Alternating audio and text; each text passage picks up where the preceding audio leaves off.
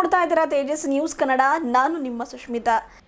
75ನೇ ಗಣರಾಜ್ಯೋತ್ಸವ ನಿಮಿತ್ತವಾಗಿ ಕರ್ನಾಟಕ ರಾಜ್ಯ ದಲಿತ ಸಂಘರ್ಷ ಸಮಿತಿ ವತಿಯಿಂದ ದಿನಾಂಕ 26/1/2024 ರಂದು ಸಾಯಂಕಾಲ 5 ಗಂಟೆಗೆ ಬೀದರ್ ನಗರದ ಡಾಕ್ಟರ್ BR ಅಂಬೇಡ್ಕರ್ ವೃತ್ತದ ಬಳಿ ಪ್ರಜಾಪ್ರಭುತ್ವ ರಕ್ಷಣೆಗಾಗಿ ಬೃಹತ್ ಬಹಿರಂಗ ಸಮಾವೇಶ ಕಾರ್ಯಕ್ರಮವನ್ನು ಹಮ್ಮಿಕೊಂಡಿದ್ದು, ಕಾರ್ಯಕ್ರಮದ ಪ್ರಚಾರಾರ್ಥವಾಗಿ ಇಂದು ಬೀದರ್ ನಗರದ ಡಾಕ್ಟರ್ BR ಅಂಬೇಡ್ಕರ್ ವೃತ್ತದ ಬಳಿ ಕರ್ನಾಟಕ ರಾಜ್ಯ ದಲಿತ ಸಂಘರ್ಷ ಸಮಿತಿ ಸೇರಿದಂತೆ ವಿವಿಧ ದಲಿತ ಪರ ಸಂಘಟನೆಗಳ ಒಕ್ಕೂಟ ವತಿಯಿಂದ ಕಾರ್ಯಕ್ರಮದ ಕರಪತ್ರ ಬಿಡುಗಡೆಯ ಕಾರ್ಯಕ್ರಮವನ್ನು ಹಮ್ಮಿಕೊಂಡಿದ್ದು, ಉಮೇಶ್ ಸೊರಳಿಕರ್ ಅವರ ನೇತೃತ್ವದಲ್ಲಿ ಈ ಒಂದು ಕಾರ್ಯಕ್ರಮದ ಪ್ರಚಾರಾರ್ಥವಾಗಿ ಬೃಹತ್ ಬಹಿರಂಗ ಸಮಾವೇಶದ ಕರಪತ್ರಗಳ ಬಿಡುಗಡೆಯನ್ನು ಹಮ್ಮಿಕೊಳ್ಳಲಾಯಿತು. ಕಾರ್ಯಕ್ರಮ ಉದ್ದೇಶಿಸಿ ಅಧ್ಯಕ್ಷರಾಗಿರುವ ಉಮೇಶ್ ಕುಮಾರ್ ಸೊರಳಿಕರ್ ಅವರು ಮಾತನಾಡಿ, ವಿವಿಧ ದಲಿತ ಪರ ಸಂಘಟನೆಗಳ ಒಕ್ಕೂಟ ಸಹಕಾರದೊಂದಿಗೆ ಒಂದು ಕರ್ನಾಟಕ ರಾಜ್ಯ ದಲಿತ ಸಂಘರ್ಷ ಸಮಿತಿ ವತಿಯಿಂದ 75ನೇ ಗಣರಾಜ್ಯೋತ್ಸವ ನಿಮಿತ್ತವಾಗಿ ಪ್ರಜಾಪ್ರಭುತ್ವ ರಕ್ಷಣೆಗಾಗಿ ಬೃಹತ್ ಬಹಿರಂಗ ಸಮಾವೇಶವನ್ನು 75ನೇ ಗಣರಾಜ್ಯೋತ್ಸವ ನಿಮಿತ್ತವಾಗಿ ಬರುವ ಜನವರಿ 26ರಂದು ಸಾಯಂಕಾಲ 5 ಗಂಟೆಗೆ ಬೀದರ್ ನಗರದ ಡಾಕ್ಟರ್ BR ಅಂಬೇಡ್ಕರ್ ವೃತ್ತದ ಬಳಿ ಪ್ರತಿ ವರ್ಷಾನುಸಾರ ಈ ವರ್ಷವೂ ಕೂಡ ಆಯೋಜನೆ ಮಾಡಲಾಗಿದೆ. ಮನುಸ್ಮೃತಿಯ ಕ್ರೂರ ಜಾತಿ ಪದ್ಧತಿಯಿಂದಾಗಿ ಶತಶತಮಾನಗಳಿಂದಲೂ ಕೂಡ ಶಿಕ್ಷಣ, ಅಧಿಕಾರ, ಆಸ್ತಿ, ಸಂಪತ್ತು, ಗೌರವಗಳಿಂದ ವಂಚಿತರಾಗಿದ್ದ ನಮ್ಮ ಜನಸಮುದಾಯಗಳನ್ನು ಸರ್ವ ರೀತಿಯಿಂದಲೂ ಕೂಡ ವಿಮೋಚನೆಗೊಳಿಸಲೆಂದೇ ಬಾಬಾ ಸಾಹೇಬರು ಆಧುನಿಕ ಭಾರತದ ಸಂವಿಧಾನ ರಚಿಸುವ ಹೊಣೆಯನ್ನು ಸ್ವ ಇಚ್ಛೆಯಿಂದ ತಮ್ಮ ಹೆಗಲೇರಿಸಿಕೊಂಡರು. ಸಂವಿಧಾನ ರಚನಾ ಸಮಿತಿಗೆ ನೇಮಕಗೊಂಡಿದ್ದ ಇತರೆ 6 ಜನ ಸದಸ್ಯರು ಕಾರಣಾಂತರಗಳಿಂದ ಈ ಕೆಲಸದಲ್ಲಿ ಭಾಗಿಯಾಗಲು ಸಾಧ್ಯವಾಗದಿದ್ದರೂ ಅದನ್ನು ಲೆಕ್ಕಿಸದೆ ಎದೆಗುಂದದೆ ಬಾಬಾ ಸಾಹೇಬ್ ಅಂಬೇಡ್ಕರ್ ಅವರು ಒಬ್ಬರೇ 2 ವರ್ಷ 11 ತಿಂಗಳು 18 ದಿನಗಳ ಕಾಲ ನಿರಂತರವಾಗಿ ಹಗಲು ಇರುಳು ಎನ್ನದೆ ತಮ್ಮ ಆರೋಗ್ಯ ಆಯುಷ್ಯವನ್ನು ತೆಗೆದು ಸರ್ವ ಜನಾಂಗಗಳಿಗೂ ಕೂಡ ಸಮಾನತೆ, ಸ್ವತಂತ್ರ, ನ್ಯಾಯ ಮತ್ತು ಸಹಬಾಳ್ವೆ ಜೀವನ ನಡೆಸುವಂತಹ ಜಗತ್ತಿನ ಶ್ರೇಷ್ಠ ಸಂವಿಧಾನವನ್ನು ರಚಿಸಿ ದಿನಾಂಕ 26 ನವೆಂಬರ್ 1949 ರಂದು ನಮ್ಮ ಭಾರತ ದೇಶಕ್ಕೆ ಸಂವಿಧಾನವನ್ನು ಸಮರ್ಪಣೆ ಮಾಡಿದ್ರು. ಈ ಒಂದು ಗಣರಾಜ್ಯೋತ್ಸವ ದಿನದ ನಿಮಿತ್ತವಾಗಿಯೇ ಸಂವಿಧಾನವನ್ನು ನಾವು ಉಳಿಸಿದ್ರೆ ಸಂವಿಧಾನವು ನಮ್ಮನ್ನ ಉಳಿಸುತ್ತದೆ, ಭಾರತದ ಸಂವಿಧಾನ ರಕ್ಷಣೆ ಭಾರತೀಯರಾದ ನಮ್ಮೆಲ್ಲರ ಹೊಣೆ ಎನ್ನುವ ಘೋಷವಾಕ್ಯದೊಂದಿಗೆ ಬೃಹತ್ ಬಹಿರಂಗ ಸಮಾವೇಶ ಆಯೋಜನೆ ಮಾಡಿದ್ದು, ಅಧಿಕಾಧಿಕ ಸಂಖ್ಯೆಯಲ್ಲಿ ಒಂದು ಪ್ರಗತಿಪರರು, ಹಿತಚಿಂತಕರು, ಹಿಂದುಳಿದ ವರ್ಗದ ಸಂಘಟನೆಯವರು, ಮಹಿಳಾ ಸಂಘಟನೆಯವರು ಸಹಸ್ರ ಸಂಖ್ಯೆಯಲ್ಲಿ ಭಾಗವಹಿಸುವ ಮೂಲಕ ಕಾರ್ಯಕ್ರಮ ಯಶಸ್ವಿಗೊಳಿಸುವುದಾಗಿ ಉಮೇಶ್ ಕುಮಾರ್ ಸೊರಳಿಕರ್ ಅವರು ಮಾತನಾಡಿ ಮನವಿ ಮಾಡಿದರು. ಈ ವೇಳೆ ಜಿಲ್ಲಾ ಸಮಿತಿಯ ಪದಾಧಿಕಾರಿಗಳಾದ ಕೀರ್ತಿ ರತನ್ಕರ್ ಸುನಾಳೆ, ಜಾನ್ಸನ್ ಘೋಡೆ ಜಿಲ್ಲಾ ಸಂಚಾಲಕರು, ರುಕ್ಮಿಣಿ ಜಿರ್ಗೆ ಜಿಲ್ಲಾ ಸಂಚಾಲಕರು, ಗೋಪಾಲ ದೊಡ್ಡಿ ಜಿಲ್ಲಾ ಅಧ್ಯಕ್ಷರು, ಮಹೇಶ್ ಗೋರ್ನಾಳ್ಕರ್ RPI ರಾಜ್ಯ ಸಂಚಾಲಕರು, ಸೂರ್ಯಕಾಂತ ಸಾದುರೆ ಜಿಲ್ಲಾ ಸಂಚಾಲಕರು, ಸಂಜೀವ್ ಕುಮಾರ್ ಜಂಜಿರೆ ಜಿಲ್ಲಾ ಸಂಚಾಲಕರು, ಗೌತಮ್ ಪ್ರಸಾದ್ ವಿಶಾಲ್ ಹೊನ್ನ, ಪ್ರಶಾಂತ್ ಭಾವಿಕಟ್ಟಿ, ಮಹೇಶ್ ರಾಂಪುರೆ, ಲಕ್ಷ್ಮಣ್ ಕಾಂಬ್ಳೆ, ರಾಹುಲ್ ಡಾಂಗೆ, ಬಾಬು ಅಣದುರೆ, ಡಾಕ್ಟರ್ ಬಸವರಾಜ್ ಉಜ್ವಲೆ, ಹಿರಿಯ ದಲಿತ ಮುಖಂಡರು ಚಂದ್ರಕಲಾ ಬಡಿಗೇರ್, ಮಹಿಳಾ ಮಂಜುಳಾ ಬಾವಿದೊಡ್ಡಿ, ವಿರ್ಶೆಟ್ಟಿ ದೆನ್ನೆ, ಗೋವಿಂದ್ ಪೂಜಾರಿ ಅವರು ಸೇರಿದಂತೆ ಇನ್ನಿತರರು ಇದ್ದರು.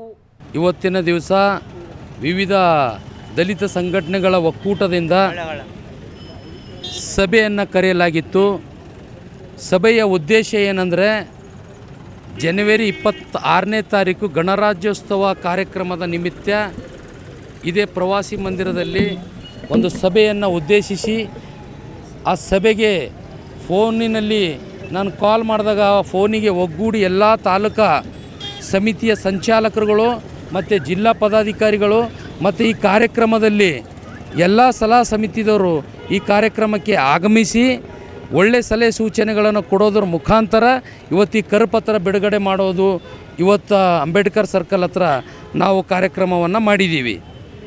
ವಿಶೇಷವಾಗಿ ನಾನೇನು ಹೇಳಬೇಕು ಅಂದರೆ, ಡಾಕ್ಟರ್ ಬಾಬಾ ಸಾಹೇಬ್ ಅಂಬೇಡ್ಕರ್ ಅವರ ವೈಚಾರಿಕ ವಿಚಾರ ನೆಲೆಗಟ್ಟಲ್ಲಿ ಈ ಕಾರ್ಯಕ್ರಮವನ್ನು ಪ್ರತಿ ವರ್ಷದಂತೆ ಈ ವರ್ಷವೂ ಕೂಡ ಭಾಳ ವಿಜೃಂಭಣೆಯಿಂದ ಕಾರ್ಯಕ್ರಮ ಆಗಬೇಕು. ಆ ಕಾರ್ಯಕ್ರಮ ಆಗಲಿಕ್ಕೆ ಸಮಾಜದಲ್ಲಿ ಒಳ್ಳೆಯ ಕೆಲಸ ಮಾಡ್ತಾ ಬರ್ತಾ ಇದ್ದೀರಿ, ತಾವುಗಳು ಮಾಡಬೇಕು ಅಂತಕ್ಕಂಥದ್ದನ್ನು ವಿಚಾರ ಇಟ್ಕೊಂಡು ಎಲ್ಲ ದಲಿತ ಸಂಘಟನೆಗಳ ಮುಖಂಡರು ಸಭೆಯನ್ನು ಕರೆದು ನನಗೆ ಅಧ್ಯಕ್ಷ ಮಾಡಿದ್ದಾರೆ. ಈ ಸಭೆಯ ಅಧ್ಯಕ್ಷ ಮಾಡಿದ ನಂತರ ನಾವುಗಳು ನಿರಂತರವಾಗಿ ಇವತ್ತು ಕರಪತ್ರ ಬಿಡುಗಡೆ ಮಾಡೋದ್ರ ಮುಖಾಂತರ 26ನೇ ತಾರೀಕು ದಿವಸ ನಾವು ಭಾಳ ವಿಭಿನ್ನವಾಗಿ ವಿಜೃಂಭಣೆಯಿಂದ ಡಾಕ್ಟರ್ BR ಅಂಬೇಡ್ಕರ್ ವೃತ್ತದ ಹತ್ತಿರ ನಾವು ಕಾರ್ಯಕ್ರಮವನ್ನು ಆಯೋಜನೆ ಮಾಡಿ ಕಾರ್ಯಕ್ರಮ ಇಡೀ ನಮ್ಮ ಬೀದರ್ ನಾಡಿನ ಜನರಿಗೆ ಒಂದು ಒಳ್ಳೆಯ ಸಂದೇಶ ಕೊಡುವಂಥ ಕಾರ್ಯಕ್ರಮ ಆಗಿ ನಾವು ಮಾಡ್ತೀವಿ ಅಂತಕ್ಕಂಥದ್ದನ್ನು ಈ ಸಂದರ್ಭದಲ್ಲಿ ಹೇಳೋಕ್ಕೆ ಇಷ್ಟಪಡ್ತೀನಿ. ಅದೇ ರೀತಿ ಕೆಲವೊಂದು ಗೊಂದಲಗಳನ್ನು ಇದ್ದಾವೆ ಅಂತ ನಮ್ಮ ಎಲೆಕ್ಟ್ರಾನಿಕ್ ಮೀಡಿಯಾ ಮತ್ತು ಪತ್ರಕರ್ತರು ನನಗೆ ಕೇಳಿದಾಗ ಯಾವುದೇ ಗೊಂದಲ ಇಲ್ಲ. ಈಗಾಗಲೇ ನಾನು ಮೊನ್ನೆ ಜಿಲ್ಲಾ ಪೊಲೀಸ್ ವರಿಷ್ಠಾಧಿಕಾರಿ ಗಮನಕ್ಕೆ ತಂದಿದ್ದೀನಿ. ನಾನು ಆಲ್ರೆಡಿ 20ನೇ ತಾರೀಕು ಅನುಮತಿ ಕೇಳಿದ್ದೀನಿ. ಅಲ್ಲೇ ನಗರಸಭೆ ಆಯುಕ್ತರು ನನಗೆ ಹಿಂಬರ ಕೂಡ ಕೊಟ್ಟಿದ್ದಾರೆ. ಏನಂತ ಅಂದರೆ ಈ ಸಾರ್ವಜನಿಕ ಸ್ಥಳವನ್ನು ಕೊಡ್ಲಕ್ಕೆ ಬರಲ್ಲ ಅಂತಕ್ಕಂಥ ಮಾತನ್ನು ಹೇಳಿದಾಗ ನಾನು ಹೇಳಿದ್ದೀನಿ, ಇದು ಯಾವಾಗೂ ಅನುಮತಿ ತಗೊಳ್ಳಾರ್ದೇ ಕೆಲಸ ಮಾಡೋದು. ಯಾಕಂದರೆ ಡಾಕ್ಟರ್ ಬಾಬಾ ಸಾಹೇಬ್ ಅಂಬೇಡ್ಕರ್ ಅವರ ಮೂಮೆಂಟ್ಸನ್ನು ಯಾವುದೇ ಅನುಮತಿ ಕೇಳಿಲ್ಲ. ನಾವು ಸುಮಾರು 25 ವರ್ಷದಿಂದ ಸಂಘಟನೆ ಮಾಡ್ತಾ ಬರ್ತಾಯಿದ್ದೀವಿ. ಈ ಅನುಮತಿಯನ್ನು 2-3 ವರ್ಷ ಆಯಿತು ತಗೊಂಡು ಮಾಡೋದು. ಮಿಕ್ಕಿದೆಲ್ಲ ಯಾವುದೋ ಅನುಮತಿ ಇಲ್ಲದೇ ಕಾರ್ಯಕ್ರಮ ರೂಪಿಸಿದೆವು. ಅದೇ ರೀತಿ ಈ ವರ್ಷವೂ ಕೂಡ ಅನುಮತಿ ತಗೊಳ್ಳಾರ್ದೇ ಕಾರ್ಯಕ್ರಮ ಮಾಡಬೇಕು ಅಂತ ಎಲ್ಲ ಮುಖಂಡರು ಇವತ್ತು ನಾವು ಡಿಸೈಡ್ ಮಾಡಿದ್ದೀವಿ. ನಾವು 100% ಆ ಕಾರ್ಯಕ್ರಮ 26ರದು ಅನುಮತಿ ಕೊಡಲಾರ್ದ್ರು ಅಥವಾ ಕೊಟ್ಟರು ಎರಡೂ ಪ್ರಕಾರ ನಾವು ಕಾರ್ಯಕ್ರಮ ಮಾಡಲಿಕ್ಕೆ ತಯಾರಾಗಿದ್ದೀವಿ.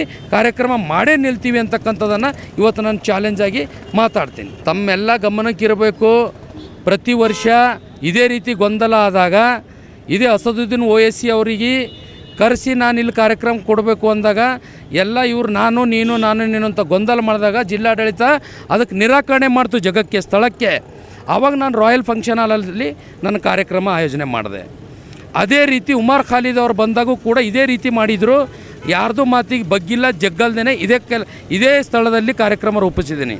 ಇದೇ ಆರ್ ರಾಮಚಂದ್ರ ಜಿಲ್ಲಾಧಿಕಾರಿಗಳಿದ್ದಾಗ ಇವ್ರಿಗೆ ಕೊಡಬೇಕು ಅವ್ರಿಗೆ ಕೊಡಬೇಕು ಯಾರಿಗೂ ಕೊಡಲ್ಲ ಅಂದಾಗ ನನಗೆ ಕೊಟ್ಟಾಗ ನಾನು ಇಲ್ಲೇ ವೇದಿಕೆಯನ್ನು ಮಾಡಿದ್ದೆ.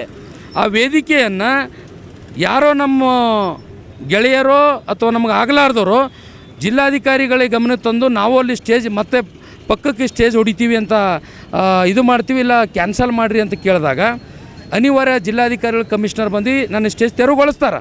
ಆದರೆ ಆ ವರ್ಷವೂ ಕೂಡ ಅದೇ ತಿಂಗಳು 31ನೇ ತಾರೀಕು ಇಲ್ಲೇ ಲೋಕಲ್ ಲೀಡರ್ ತೊಗೊಂಡು ನಾ ಕಾರ್ಯಕ್ರಮ ಮಾಡಿದ್ದೀನಿ.